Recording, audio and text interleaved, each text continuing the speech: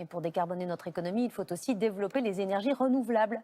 Une loi simplifiant les procédures sera examinée la semaine prochaine à l'Assemblée. Les sénateurs qui l'ont déjà adoptée ont renoncé à interdire l'installation d'éoliennes à moins de 40 km des côtes. C'est un pas significatif, mais ça ne fait pas l'unanimité, notamment à Dunkerque, Olivier Sioux, Barbara Six et Alexandre Lépinet. 12 km, c'est la distance qui sépare de la côte le premier parc éolien en mer, déjà en fonctionnement près de Saint-Nazaire.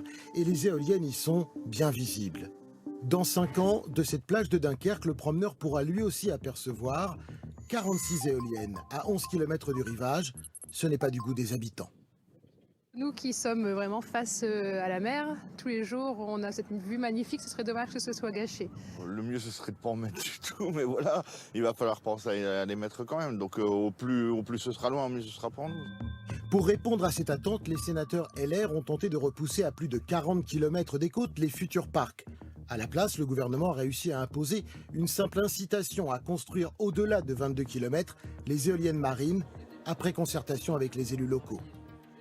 Moi, je préfère plutôt laisser le débat public se faire dans les territoires que plutôt figer une distance dans la loi. Construire des éoliennes loin des côtes obligerait par ailleurs à creuser beaucoup plus profondément sous la mer. Une opération complexe. Autre argument dégainé par la ministre, l'emploi. Il y a 6500 emplois directs qui sont liés à cette filière éolienne marine.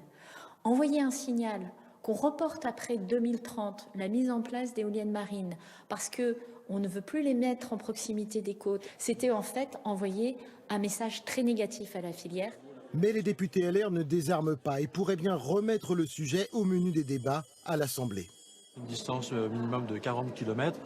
Que le gouvernement dise que c'est impossible techniquement. Les Chinois le font à plus de 70 km des côtes. Donc en se donnant un tout petit peu de mal, on doit savoir ramener l'électricité produite.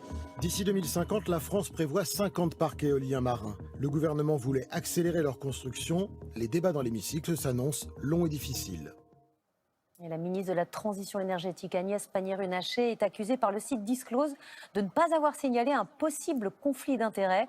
Elle n'a pas déclaré les parts d'une société transmise à ses enfants par son père, Jean-Michel Runacher, ancien dirigeant d'une compagnie pétrolière.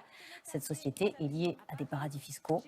La ministre répond qu'elle n'avait pas à le déclarer. La Haute Autorité pour la transparence de la vie publique effectue des vérifications.